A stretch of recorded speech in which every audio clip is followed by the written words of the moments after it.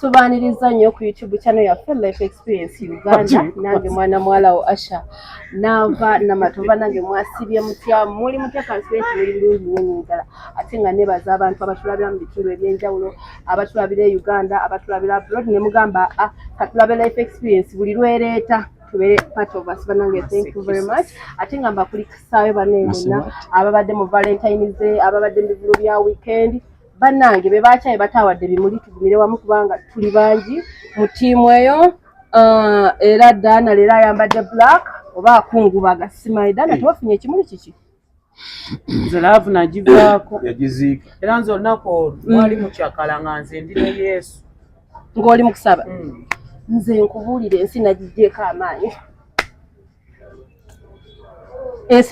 amaanyi Paul. Bulijjo girinako amaanyi. Bulijjo girinako amaanyi. Siteetaaga kugenda kuli. Naye abasajja baswaza essaawa yonna. Omusajja akuswaza. N'omukazi naye akuswaza essaawa yonna. Naye nga batulaba ku Life Experience olunaku olwaleero twagala okubaaniriza YouTube channel yaffe.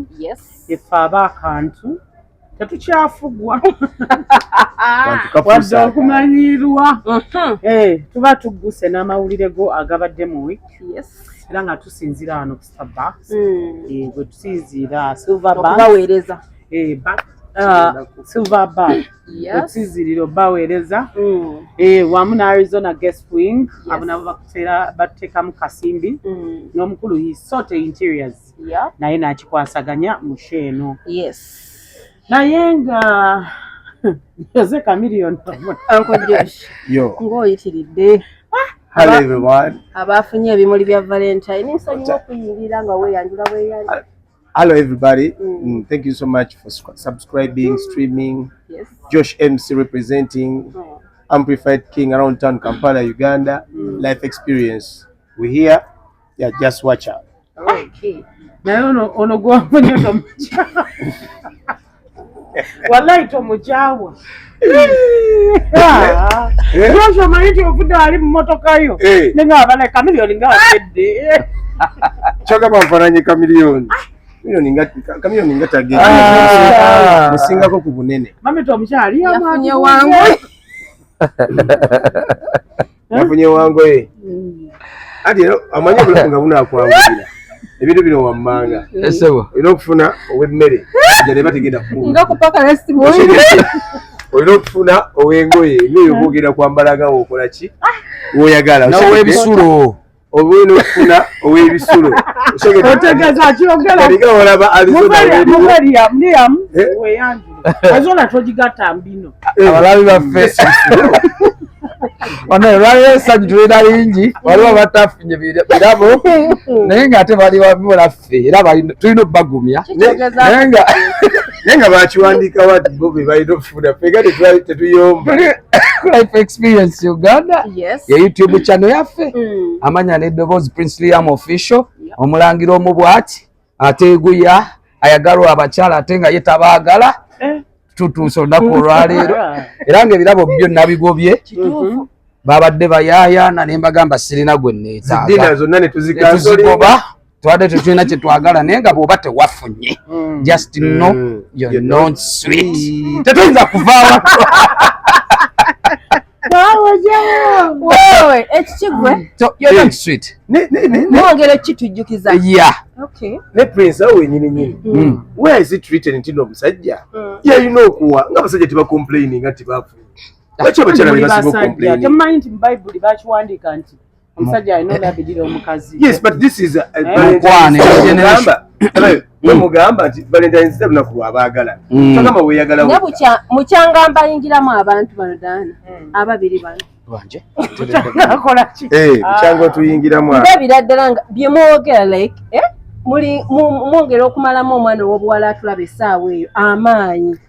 Buli kimu mukubanya abakazi mbu bakiwali omukazi alina okuweebwa era nkyongerezaako okukigumiza. Omukazi gwe batawadde kimuli omusajja teyakuwadde mukyawe. abawabya tuli bakazi abawabya muleka ayogere engeri gyogerera abakazi naye n'omwavu mwogerereko ayabadde tasobola kuyiyiza bbaawe ekyamuwa ng'ate omusajja yeeteeseteese gyali agenda kujja omuleetera omukazi omwavu ate oba onaayiiya otya omwavu ogenda kuyiiya ki? What do you bring? Omukulu ono yakugamba awalala wonna. I can get that shit anyway. That shit anywhere.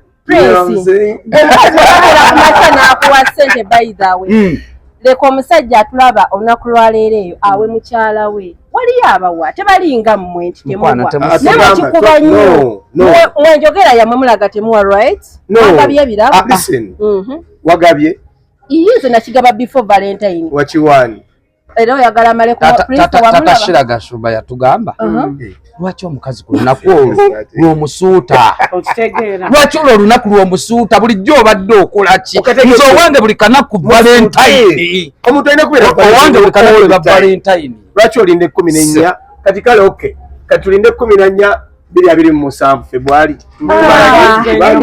katubudde mu Valentine mukulikeeyo mwenna we bawadde ebirabo kati dena teyafunye ataze tugamba ogwo mudibo it is okay ani adiba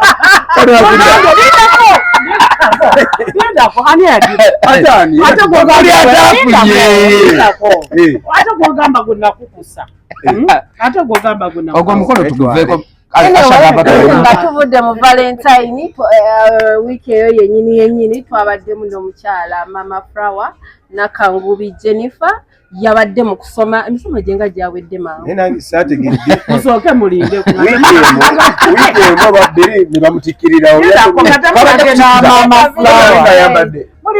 banegana mmwe chance nga temunagenda Mama Flower musooke wajusted muddemba wewino wa Mama Flower na lwaki yasomedde wiiki owaayo mukazi musooke wajusted mugambye abakazi tebagaba birabo ate yakiwadde omwana owakabi waffe yakutte ebirabo naawa abaana be naawa n'owamugjawe muli bijjawe kyekyamuweeseza ye Nagana kankubuuzeeko gw'oli mukazi prima yali kyali wange dda kati twewamu distance buli omu ali bibye amanyi kati nze nsula wala naye asula nnyo mu bifo by'abagagga twali mu bifo by'abagagga akotokateekako so oli mukyala prima okimanyi nti ekyo kintu kiyinza omulemesa okumuvinga on lwaki akyali nnyo mu relationship enkadde she's in love with somebody else no kana kasomero leave alone even kana kasomero ali mu denial that is what we call denial mwagala nnyo here say than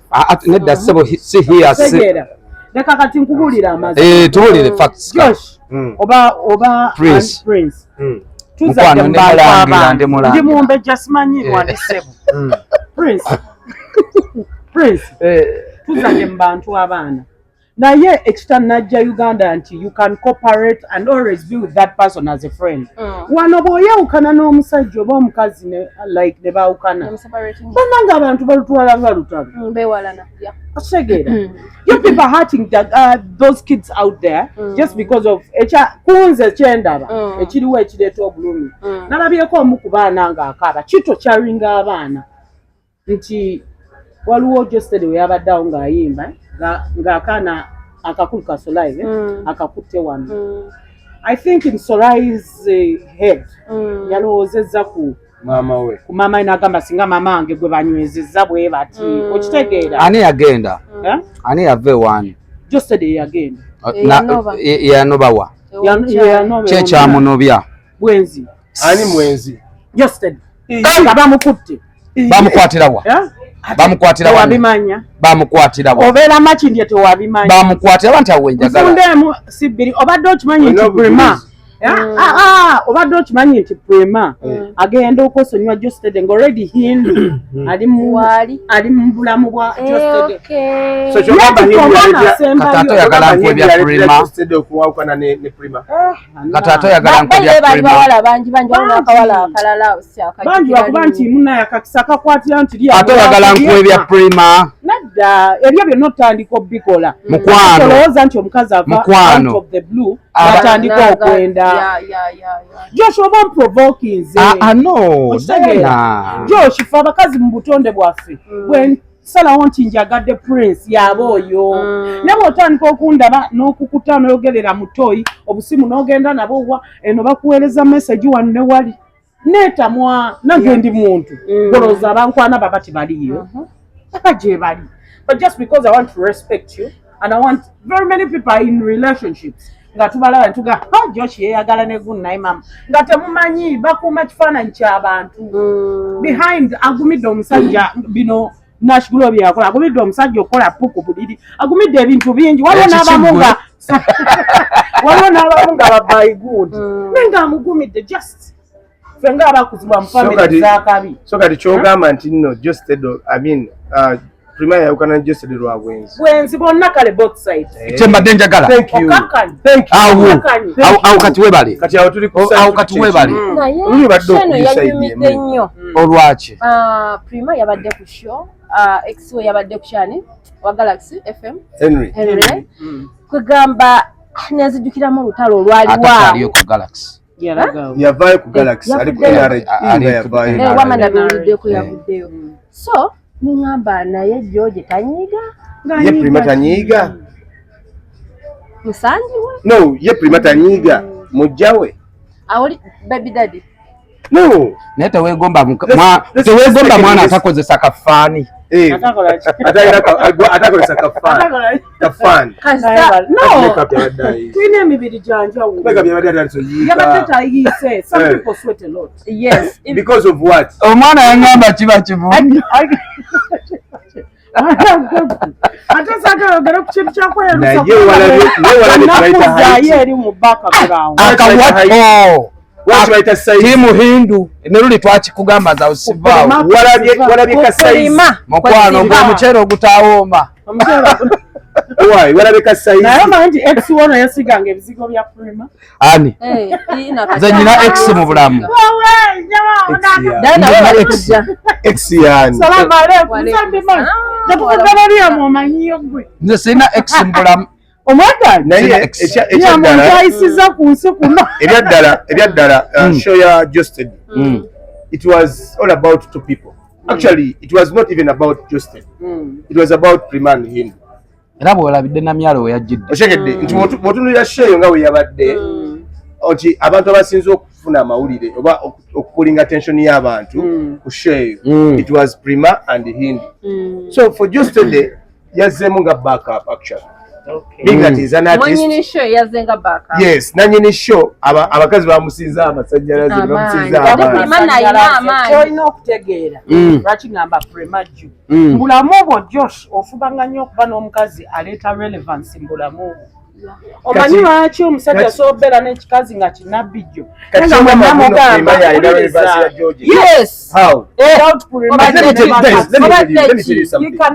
me tell you something guys. This thing, we have seen this thing happening, okay? Until whenever George is going to do a show, he goes back Naretani, Prima. You understand? Now, tuko ebintu bya stand. Nakatala, yogera ne kukatala. Tuko ebintu bya stand. If it is no, if the love is not there anymore, okay? If these things of co-parenting, what, that is bullshit. Because every time you have a show, you go back to Prima. Omulete oshegedde meaning kino omukazi akusinza ki amaanyi okay so kivuddamu yes omukazi amusinga amaanyi so akungamba nti no buli kosa jebeerawo ogenda kuleta Prima atadde mu video oshegedde then that like he's like torturing him kubanga omanyi omukazi oyo omulaba oyinza okubeerawo n'olaba nti no omukazi yali biki bikyani naye nga at the end of the day Hindu tali okay with it. Yeah. Oboshegera. Twakiraba ku press conference. Hindu ayagala sebo, Prima ayagala sebo Hindu aveo yajja atuule. Okay? Walaba response yo mwana kye yakola. Yagamba no. Lwakyo senga yali okay with it. Teyali taddewe yombeera. Yali tegedde toke. Tukiriza tugana obujja bubaawo era ne boolaba abasiraamu balina abakazi abana bakuba beekoza mukwano omusajja aluma animal eruma. So naye George asalewo. Ate n'ekyengamba. George asalewo abikole nga bwe yabikole wa Prima. Nawana abikole.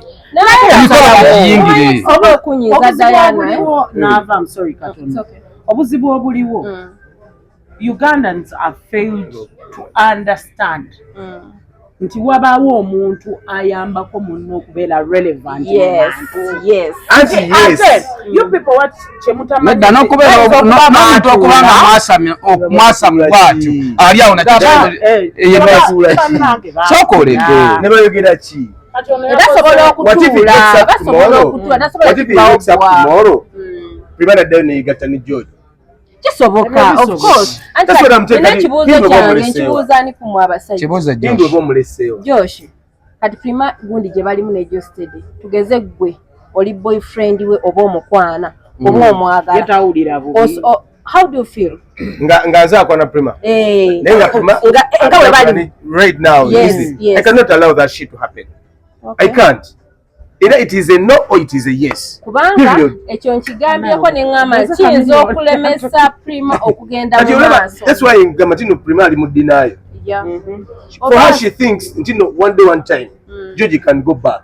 And it will happen. It cannot happen. Kisoboka mukwana kisoboka. That's why Prince agambye Hindu gundi ani George asaliwo. Ntino kati you know what? Now oba Hindu abere Hindu. If it is Prima abere Prima. Because Hindu abira tortured. Whether she is tortured.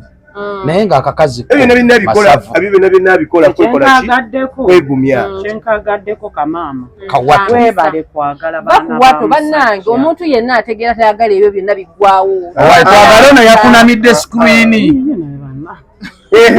yakunamye n'abaana bali awo kitaalabye oyagala nkulage wano byatulenize buli wano temuli bode soko nemugali amakugunyu gali plain gali plain teri ataagalabye media yonna kitambula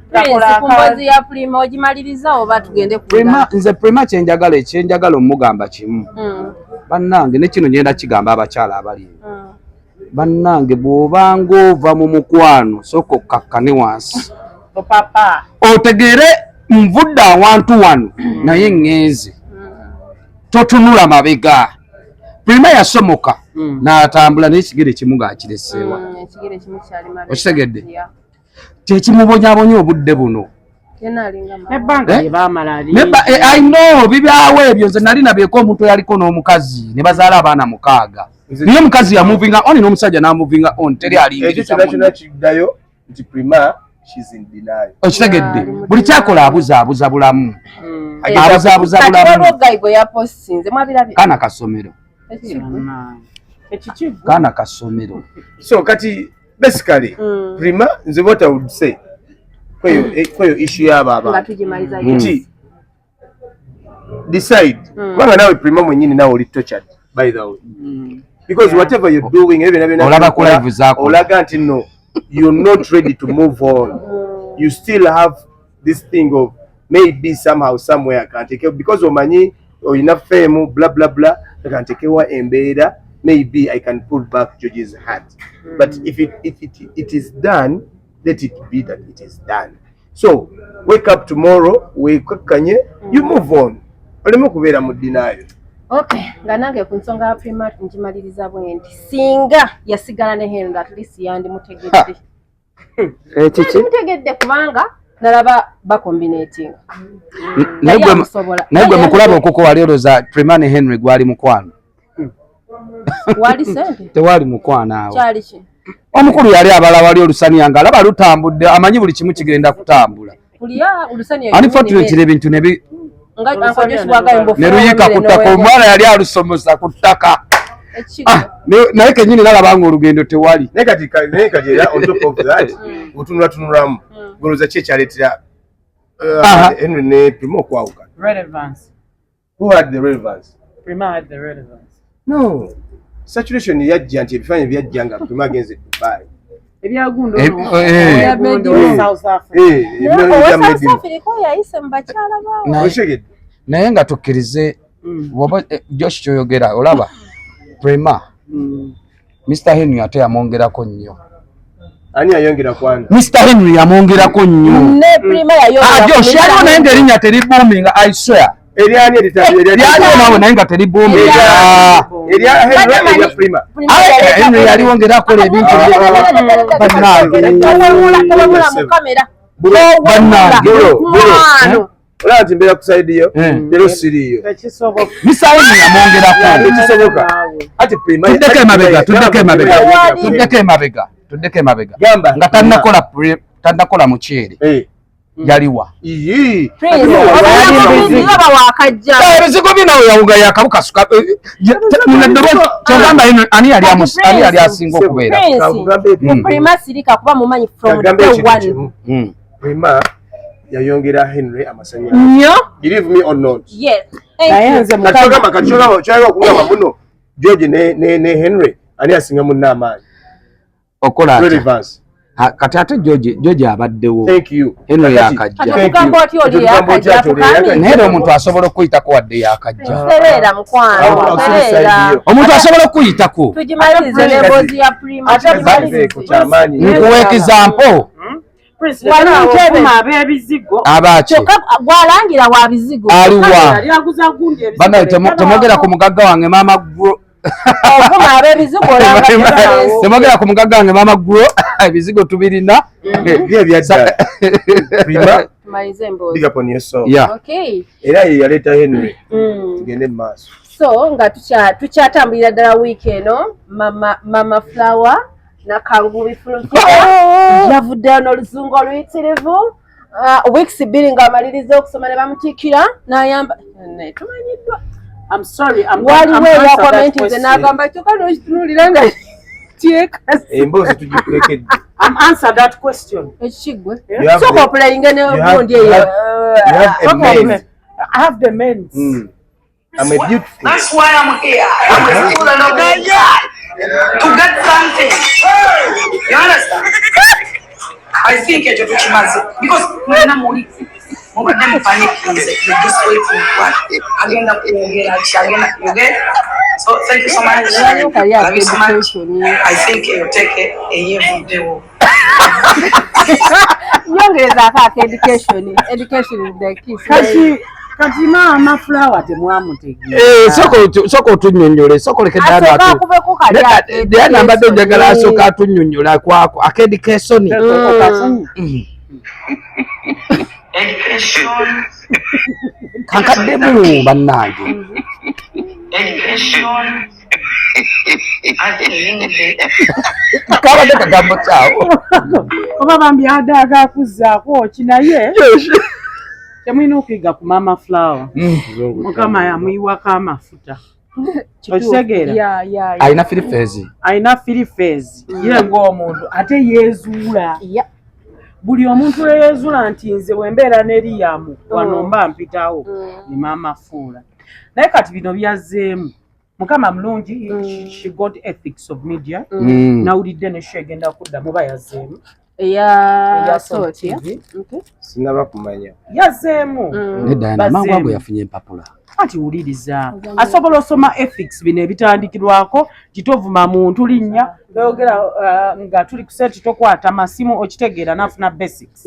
Okitegeera ng'omuntu. Kinekira very many people bagenze mu kusoma okwekintu ekikulu. Adult education. Omukulu mwami Lutaya yaliyo ne bamutikirayo nga temwama. Nete yamalayo wiiki bbiri. Kati ono yalwayo. Ayinza okuba tannamaliriza biri bya ddala.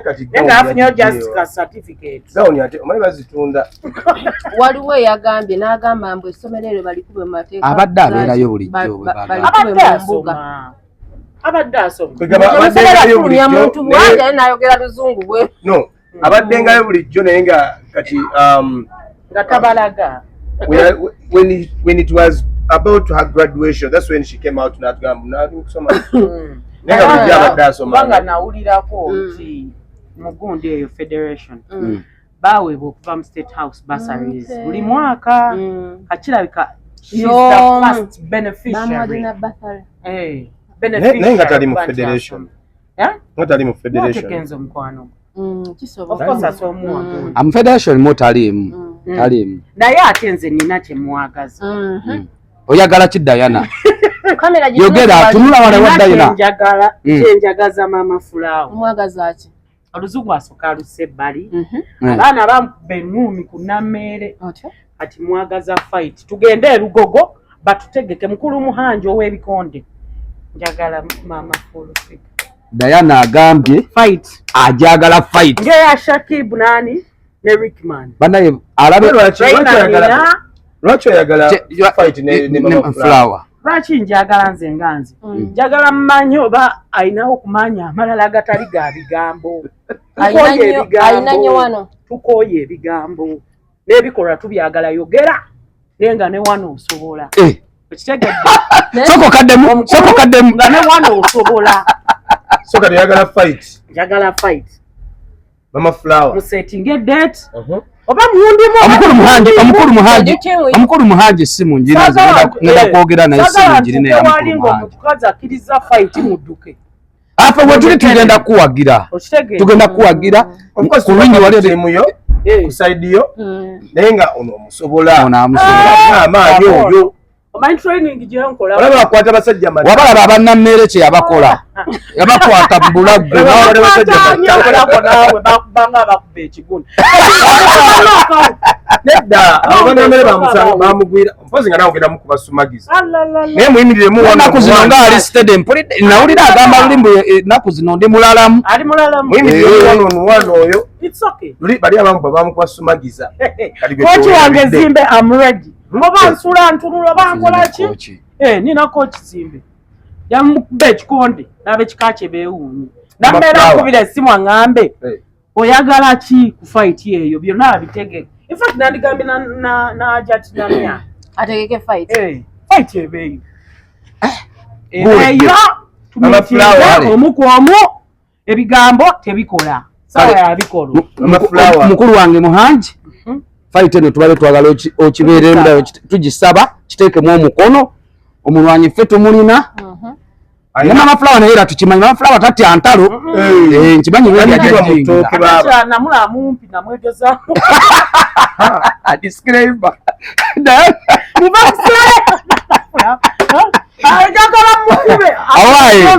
asha nava kyekigenda omukubya kutereza luzungu bino biba I'm sorry I'm answer you kuba kumachaje ayogera bulungi oluzungu bino byayave men naye nawulidde yatugamba mbuno okulogera kizibu naye aluwandiika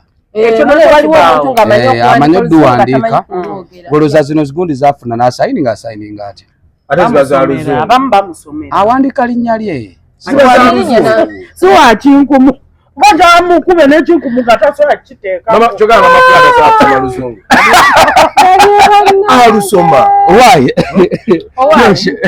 awo ennyini nga tumaliriza nga tuzeeko by the way katono ku mama Flower sokolireko mama Flower oyo nga tumumaliriza kati twebuuza dada gwe obadde otunyonnyola yamaze okusoma akyasoma alabika akyasoma nga yasoose ne batulaze nti bamutikidde katandikibwako kozi kozi adakola yaki mass communication kuba mukati school of journalism ayagala kwera munama nawe wona bona omu waayise ne kasukulu we yayita ne bulijjo abasinga bonna bajournalist bola omukati bade manyi nti aji tukulamusiza atagaba ebimuli bade manyi nti bulijjo yamaliriza ane mama Flower omanyi kyagisaako kyo sisi yagijjako lwa nsonga baweereza ekibaluwa ne bakiweereza salt media nga babagamba bapresenta be mulinaawo wakiboggwe naye ate olinga yali yasoma ani ate tebamugjaako ye nga ye tebamuwandiikira nga ye era bagiwa bugingo ye n'ategeera nawe kenyini boobeera ggwe oba otegeera ekigenda wa mu maaso naye neebuuza bugingo bayafuna ate engeri gye yaleeta bugingo yaddayo n'asoma leka yaddayo n'asoma bayita nga yasoma bwa pasita bwa pasita bwe babatekere aba muli awo nga amateeka nga mukola misango genda kusoma asha nava emabega ku gundi yani ya Justede gundi mwamulabye Wajanga saga mu bambi mwana oyo. Are you okay? No, he isn't. He's not okay. Nenga Abitex omuyimbi gwe yalese TikToker Wamulaga yagudde olabadde otainanga stamina Ne Josh. nakyakakuba nombati Nobati yakubawaloza omwana kuba yakyogera simuno dada Nobati alina obwongo nyina binatandise okulaba. Omusajja alina obwongo. naye Uncle Nobati Kuba yatugamba oyo omusajja ng'oyo mulinyisa otya ennyonyi. naye nabana nalabye jakabwana bamuyita jakabwana simaye biki nendayo ddala nga Abitex ojoga wabula kamanyiro naye olunaku Sikulimba. we yali wano naye mutwalo ogumu n'ekitundu ogwa ddoola gwe bawadde omwana. kati bawusa olaba oli bawusa mutegedde yabadde abawusinga oyo simanyi jakabwana Andrew yabadde amubawusinga. kakati natunuulidde Andrew omuntu waffe nnyo. nga Andrew babadde bagenda kukola sound check nendayo ddala nga Abitex akamanyiro kaalina amanyidde Bannayuganda tosobola kukwata TikToker ng'oyo Nedda Josh muyimbi ayimba nyimba ki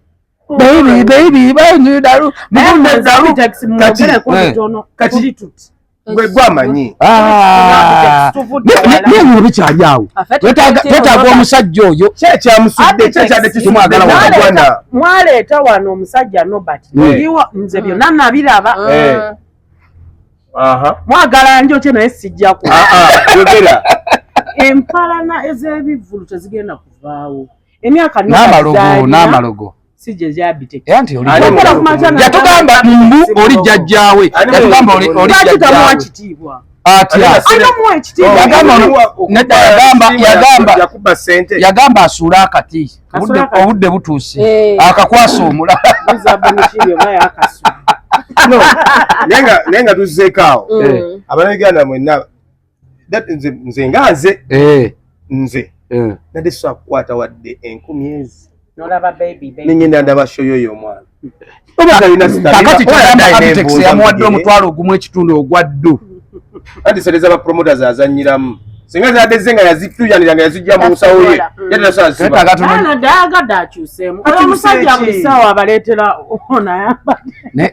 abaleetera kofiolomide naye byonna tubyogedde naye mukkirize George show yaseerinze out.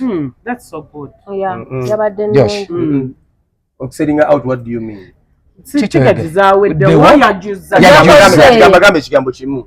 You know, you people, waliwo abantu bameka watula abantu bameka. Listen, let me tell you guys, when you see people in the show, yeah, kiki nagamba abantu ntino olaba abantu mu bbaala nogamba nanyini bbaala akola umwe mulimu abatanyi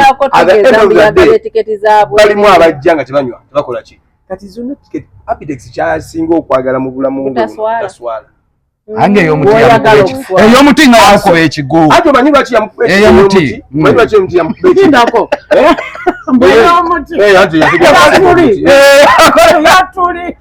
omanyi lwaki wano eno yabadde tasobola kukkiriza kuswala. First and foremost, erango ze ziriwo eza ssente, okay, kati yabadde alina okukola buli kimu okulaba tino sheeyo ebeera ki tiketi zatandika za mitwalo 10 zakomereza za ssente mmeka neyo ebiri yabaddeyo. What are you saying? n'ez'obwerere yazigabye because yabadde ayagala abantu bayimbe Abitex okulemererwayo Josh kati ebina byeyewola byalazeewo yakwata baganya yawadde oli omwana omutwalo gumu simanyi n'ekitundu awo tuzibale miliyoni omutwalo gumu n'ekitundu miliyoni nga omutwalo miliyoni 35 ne wali eri 17 miliyoni nga 6 so zeyawadde Jakabwana n'ekifo miliyoni 25 Africa gundi Sheraton miliyoni 25 awo mu Gardens sound yawo biki bali sound kifo miliyoni 10 ziba zigudde wali kya 16 okategedde mukubala okutono kati ugateka eza just eza yamusabaawo obulango biki byonna tukkirize tugaane Josh tubadde tulina ennyonta ya just fine ebyo mujja byogero olwokuba mala yayimba buli naye no abantu balina ennyonta ye tetulina ennyonta ya George kubanga talina issue yonna yonna waneeno but he has taken long atakola show abadde yakadde engulu era George zetumuyina ku buzibu. He's a good artist. He has his nice music and people love him. Nekirala Valentine twali tulina bwe tudda and it was on the show. Yabadde kajukira gundi yategeka Little Boss. Katulaki osala ebigambo n'ogamba Musibanga Little Boss ate talina wagenda alina luyimba wagenze mu show. Alina ennyimba z'omukuba agenda tuyimbira oyano wange tomukuba. Nabayo. Let's come back to the table. Did you go for the show? I did not go. How many people? I was busy, you know. Thank you. How many people were like you who are busy? Who are busy. But of course, Mr. Abitex called me and I told him I'm not able. Thank you. I myself I didn't go. Other people. I myself I didn't go. I get a point. Yes. Did you go for the show? No. Why? So don't say tabanga omukulu yategeke tabanga omukulu yategeke nedda bino ebintu byaffe wano totya ayinza okuba yategeke ekibatu nze ndi bulazi emyaka gye maze mu industry waveeyo omusajja Liam mu basajja abo kabeere art gye nasookera kabeere my former workers kababeere ba artist oba omuyimbi nti yantega ekibatu nayogera mpola nedda bana aveeyo naye omusajja oyo aveeyo Joshi gwoyo nga tumaliriza emboozi mbadde nkyababuuza ku Jamikali you guys gayo tali okay ani Jamikali cha bandi mulese gyali abere nga tajja nnyo mu bantu tali okay omulaba ng'ayimba ku stage tali okay alinga ate bwe yali akava mu rehab yali afunye omubiri nga tulaba ina mukono gwange gwembeera naye ndeje muli kwoyo neba ne Ronnie Stamina akaabye kiki bambi aliwa ndeje alindejje nina komo kulaba ngabe kati ate no gifulo bukadde nembadde mulaba ku era ntunula mu kamera nga nkusaba mwami Musuuza Edirisa wonna we yakusobya musonyiwe omusembeze ne ku federation yagendayo naye ali gwoyo omwana ffe we twakulira kubanze bayimbira Stamina nali nkyali wakabakula nange wali mu kyalo nali mu kyalo ew'obulezi sijja kwetana naye nga weegomba nnyo okusembeza omusajja oyo. He was so handsome ne kati ageze ye nabbi atamuva mu ngalo. Please Mr. Eddie Kenzo mukyaliko oyo ate sekyewa mukyaliko Eddie mukyaliko Ronnie Stamina ate sekyewa Master Parrot alidda wa Josh bayida ojenda njaga kubuuza ne luli Master Parrot muliro essaawa zino w'omutunuulira twenza gamba mbu ye master kyajjukira kiri eki nti ye master yagaye Bobi Wine yatwerabira naye yagambye ajjukira ekigambo ekyo kuba omusajja muza naye gwe am the master naye tafaanana bana abayimbi tukabire federation awo twagala Edirisa Musuuza awo twagala gwe president w'abayimbi naye twala obudde ononye ku bayimbi banno naye nakasente kazze mu ssako n'essente we zibanga weeziri abasajja abo bafeeko gaba Master Parrot w'omutunuulira toyinza gamba mbu yoli omusajja yalina omubiri gwe eyalina amannyo gonna gavuddemu omusajja wattu kyeyasigaza kimu kyokka ki nviiri wogenda ku Rocky Giant naye oyo amuli kumpi abeera ku federation kyetwagala Josh kyalwanira abakumeekume afune engeri gy'abasembeza kakatira basekyewa tukabire Edith Stasha yabamuyamba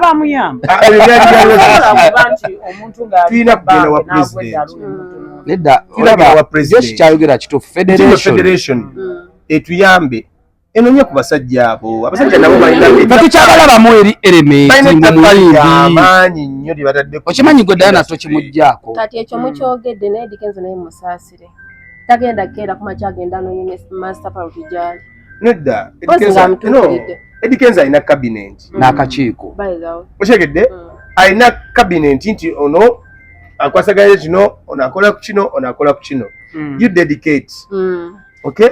Ogaba nange. Mugende munonyeza omusajja ne bwati bamwogeddeko. Tulabe ali mu mbeera ki. Because there are very many people outside there abateeka ettaffaali ku music industry. Yes. The likes of Master Parrot. Yeah. Okay? Bakuba oluyimbo. Otegedde ani atakuba muliro. So mama w'abaana. Tata mama w'abaana weebale. Simanyi oba yasasula omwana. So omukazi omusajja oyo. Yaddamu akayimba. Ani Jera. Jera naye yali enoonya bwenoonya. Bwe yali mu South Africa gwe yayina. Akayamulimba bulembe. Ne ba promoter. Yaludamu. Salumanyi. Ne ba promoter nga ba Nobati. Nobati teyamukozesaako. They are promoters. Okay, they are promoters. Yogera ku musajja president waabwe. Sina kyemugamba simuwa nnyo masannyalaze. Waliwo n'omusajja mukwano gwange naye mwerabidde erinnya. Yali promoter wadde akozesa nnyo abantu bedda. Mwerabidde muddugavu mumpimpi. Balunywa. Juma Balunywa. Yes. Nino. Yes. Jose Camilio. Oh, it's so kotreke. Gwatagala tamwogera. Simuyinawo olutalu. Mwinawo wa mwazi waki. Naga balunywa abantu yabategekanga. Balunywa. Bajja wa naye yeremeredde. Taneremerako. Yeremeredde. Naina ne bala wali eriridda okugondeza naye.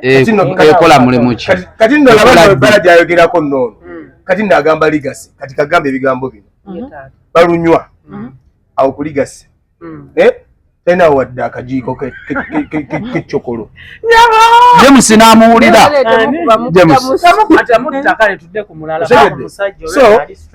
So ba promoter namwe mugezeeko okulaba nti muteekawo ko embeera because abasajja mwabakozesa ne babakolera ssente. Oshegedde babakolera ssente mwe ba promoter n'ogamba mugenda tegeka Master Parrot ogenda tegeka Rock Giant ogenda tegeka babakolera ki ssente. So this is the time where you guys have to come out. Mugabe bannaye, you know what, music fraternity, this is what now we are also doing. Mwigatte munonye ku basajja abasajja bali bubi. This man can speak English. Oshegera so nga tumaliriza emboozi eyo weekend yennyini omukulu Bebeku big size tatani Tata Alpha Tata Biata Bawazowena Rasta Byebekul Nambemu Unstoppable Bawa omunene breaking the chains, break the chains. Aina Hamadika kwigamba aina nyumba esinga obwakabi tugenda kumulama aina sente yennyini king of showbiz. We are still doing introduction. Sebo musajja wa maanyi what I say weekend ngabo badogera abona siba amaanyi oyo omusajja omulaba kandi wekubira bera newto kati ngani gwe siwadde ani gwe siwadde tuka ku bebe oyina engeri gy'osavuwazaamu ati bebe cool king of showbiz bebe cool a golden heart bebe cool Rasta bebe cool a true person bebe cool atali antama bebe cool ayamba asinga kumanga yambadde olw'omubiri ate asinga okubeera omuyimbi oli Muganda bebe mu bayimbi ba Uganda bonna ng'okutta akabondo k'abayimbi bonna nga sina gwe mmenye nono gweyambadde bonna nga sina gwe mmenye na Jose Camilio if you bring all those artists nobateeka wali noteeka wali eri bebe cool is a real star. Awo nyini ashanava bobadde ogambira tubadde tulina olutambula lwa TikTok Louis Right nabagamba Rasta amulemeza mu kkomera bwe bagamba mbu Rasta amulemeza mu kkomera Rasta yavuddeyo Joshua de lunaku lwa Sunday 15 n'akola live buli omu yadde alindiridde. So bebe yatwadde message about Louis Right era badde nya mu playing omanyi tetwagala katukwogera bigambo twagala tuwulire bebe yayagambye atya era buli omu awukole ki awulire omukono tegwokumenya omuki Stop my job. Message yange sinkins.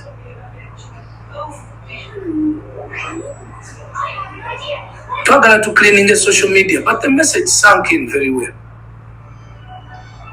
But then, nabadde ndi awo ngenda okulaba nga Luwilight bamuzizaayo mu kkomera neninda looya najja nanyinyonyola naye ate tananyinyonyola nendaba nga buno bulooya obubiri buli kuno bwogera ebintu nenkwata ku mutwe nga Mukama Katonda tufudde bano abaana bayaayi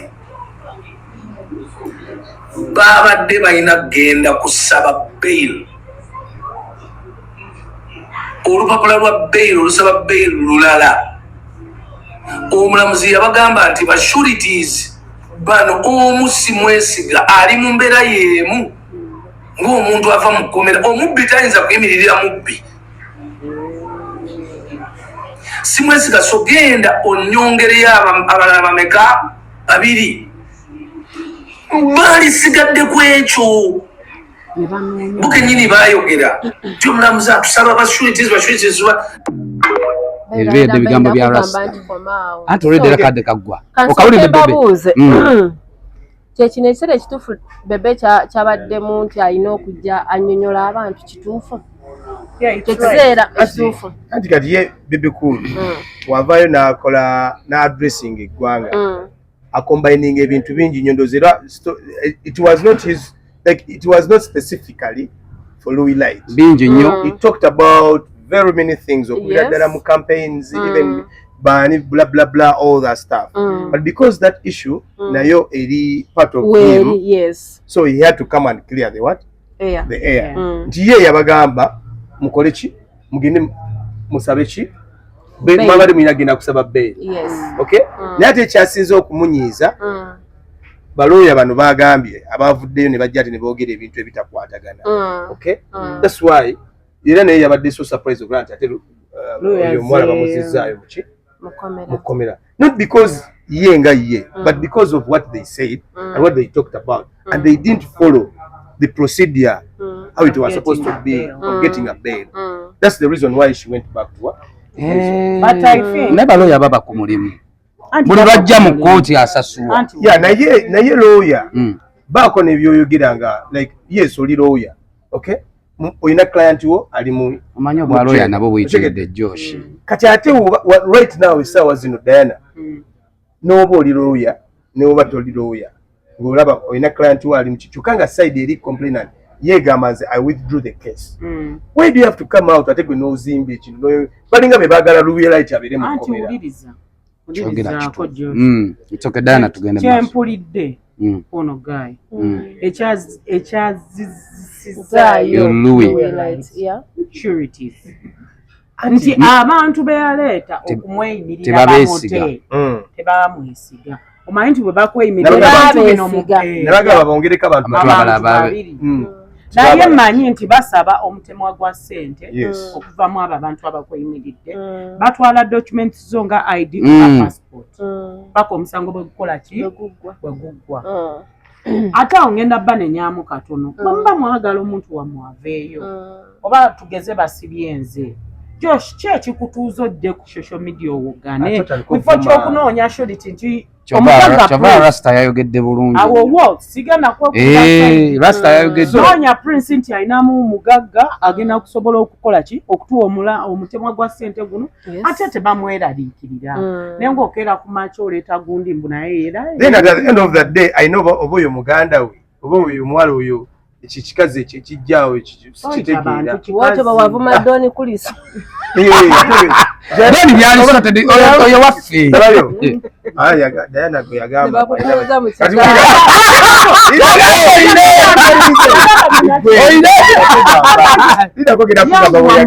sooka oleke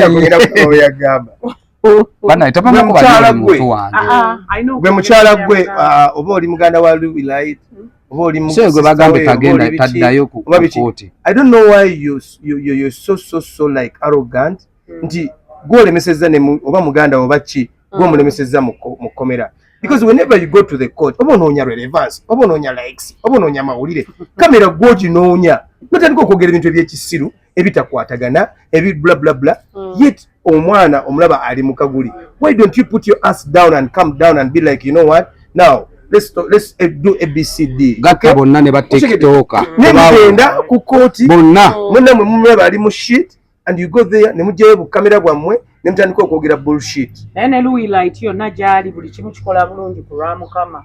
Agenda kuddanga mulalamu. No, ye yakkiriza. Wali kati right now, she's a calm person. Yakkiriza. Naye kati bano abagenda ku kooti baleeta obuzibu. Kubanga era of recent era ekyo ekikazi kyazemu ekivuma ani? Zuwena. Oshegedde. Soko mbuli Don Christian kola nze ngaba kubirano ku kooti.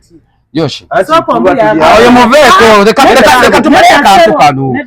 Awo muleke wakati. Aleka dana amalirize ensi. Atagala bya Don Christian. Oli mugagga wange banne. Aleka di Prince nagamba ebigambo binene era last time namukubira ono mwennyine simu ne mugamba butubanga tutula ffenna ku pano. Okay? Tutudde ku pano nga we tuli wano. Why do you have to let somebody najja naye somebody neggali? No one platform. Yakuvuma yagamba ngenda mutagiza yagamba kalika Josh akampi sene kino ekikazi ekisimanyi ekyagwa agabeere simanyi ekikazi ekyo ono bane platform nakuma nene Prince naye alina obuzibu. Doni kulisi yandi siriso inako bistole bingi kuliriza bawana byatete batulete bannange sente zange bane nalubona okisegeera ate abusajja obinamu obusente wanena e Uganda kankubulire gwe akozesa abaana babe knows everyone nti bw'omuteekerawo sente agenda kuwaayo omubiri gwe. I'm not like that. Sa siri munaku babuze magere gyenva siri munaku olijoli we magere. Siri munaku bino byeyalyanga bagundi bano nga bawe emitwalo 5 namala naweereza vidiyo ate kati Prince yakuweereza obutambi obutambi bw'abatoto obutambi bwani Prince nona oli Prince nona yampakamu tekako ge wali okayana Prince yampaka tosobola kukkiriza muntu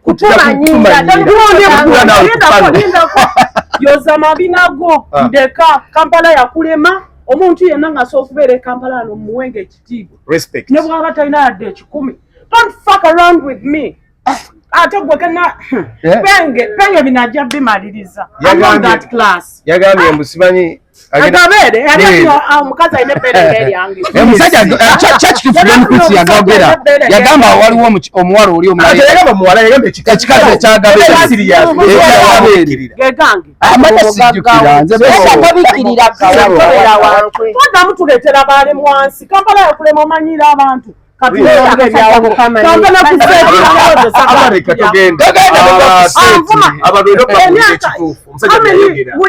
many years has he been in the industry? yayogera n'agamba akasajja kakampi ka Josh ekyaki era bali babikugambye dda omuntu waba ayogera ajjukiranga ku live nze omanyisi nenda information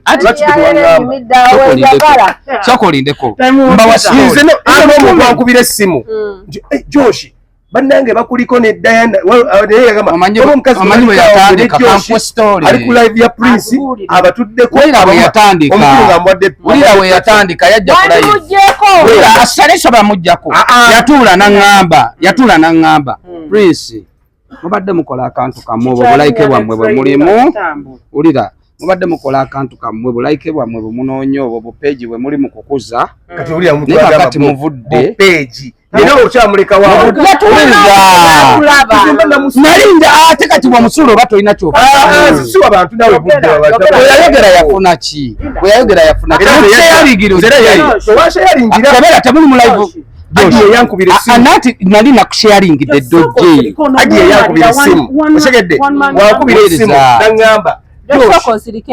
anti kati oyogera bya agize kiri kankubuulire oli akubira agenda okujja nga byatandikmwena musirike kankuwa story doni bwe yatuula ku live yangamba nze no nga sinnabitegeera wuliriza yasooka nanarratingawuliriza yaŋŋamba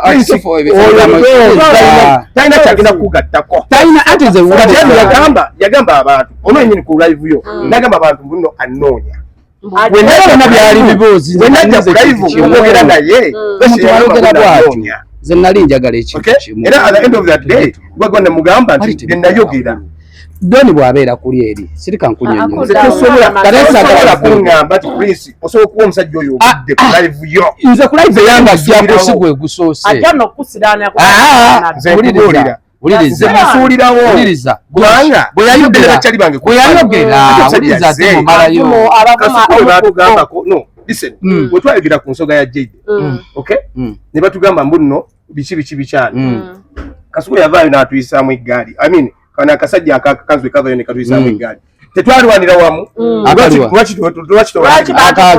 ani akateekayo bakatema ne bakakuwa banawe mwebyo olwedde gyekaligwe ekyo tewagimalayo Prince ekikulu katugwe owuliriza byoli kyayogera kituufu nali nsirise wuliriza namugamba wulira kikulu towuliriza nze namugamba Doni sagala nnyo olutalo omuzitaliwo amusheyalingira akola eki yennyini ajje bwakomangawo okolera Prince I'm ever online. Era nze nali kimanyi Joshua wajjira nalina kukolera nali mpuliriza nnyo ng'ebigambo bwe nvaako nga nkuba ebigambo bino nepulira omuntu ng'akwogerako wadde ekigambo nti nno okusuulirawo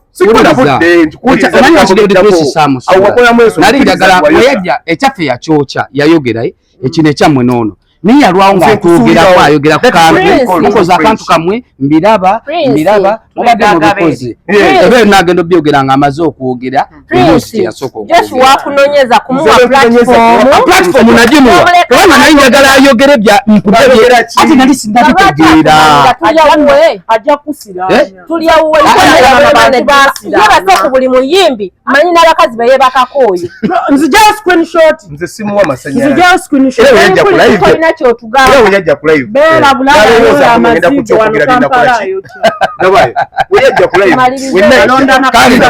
wenajja ye yalowooza mbuze ngenda kutya okwogera binayogera era namugamba tolina manyi ani omuntu ajjanga ate atandise okugamba mbusimusigeko akasajja kampereze bayidawe kati ate Prince w'omunenyeza owulidde wagambye mbu oyo mugagga wange saba mugagga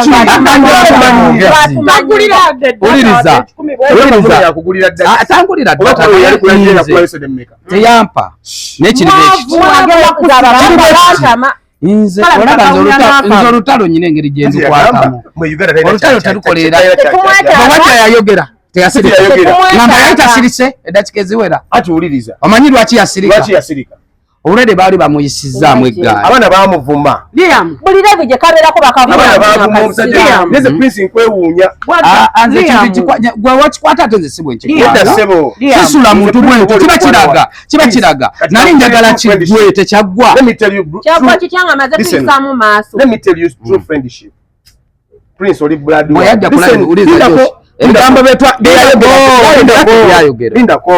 lindako oli muganda wange oli mukwano gwange listen ebyokwebaka ebigambo by'Prince bye twayogera olwedde obikola wagamba Uganda ng'obikola tali kyataakola Prince oli muganda wange oli mukwano gwange oli ki wallahi billahi tallahi nembeera nga omuntu ankubidde essimu oba ndi kulayo just n'agamba tino ako ka Prince kambwa sikuzzaako mukono nkusuulirawo naye wandaga you grooming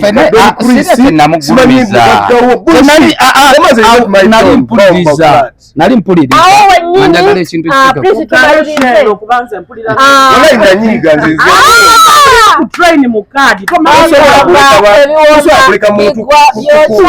noleka omuntu ayiseegaali wamanaja upon people you know abagala okubasala enviiri ngende wali eri ku Accra Barber Shop babiri nga babatereza babasala akaviri akakabi wali namasuba awo Starbex tukawo bakoleko bakusala akaviri akakabi biri nga oli wakabi then ayagala emmotoka ezakabi Ranks Auto wali Nakawa jagenda yawo balina emmotoka ezakabi zikibanja mpola ez'amaanyi nnyo fancy cars Ranks Auto munoonyeeko Nakawa ajja bakikolerako mashup nze ne Shintami kano lidako kano tekalekeka baatiisiza mbanayo abantu baavuma Mami Debbie n'akaaba lwa mabeere agange sijja gasalako genda nkola etamitak wanje ngalekeko kibaluma ate n'okuba wasiba wadde langa business njagala okubajikiza nti Arizona Guest Spring wali endejje mu Lugwa tubayita tubeetaaga osobola okuba nga osobola osulawo for a night tulina bar tulina Guest Spring tulina gym ennungi ennyo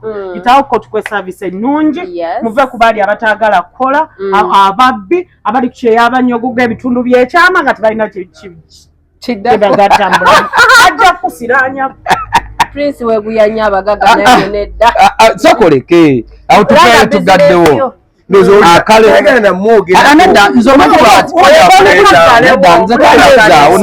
nze sijja mulumba nnyo kubanga olutalo lwange naye teruliiwo sikibalekamu nze singa yankutte era statement eyo singa wajja kulayo wandize n'ogiwulira engeri gye yagireeta olulala bwajja tuyita mbeera online fenna tutaginge kale ntunda ebyomubuliri bannaayo shetabuse shetabuse ntunda ebyomubuliri amasuuka bed cover blankets towels nets ennungi naye nga temwerabira tulina n'omukyala Mama Gro noonyirira asangibwa nuno ku SJ complex ekipande kiri awo kinene kiriko Mama Gro City abaagala okukola obubina nashanava tewebuzaabuza bwoba oyagala okukola akabina Mama Gro akola akabina oyagala kukola hip apangisa ne ziwigi apangisa ne ziwigi ate nga n'abaddugavu namwe alina ekizigo ekikkumirawo olususu nga lunyirira oyo ye Mama Gro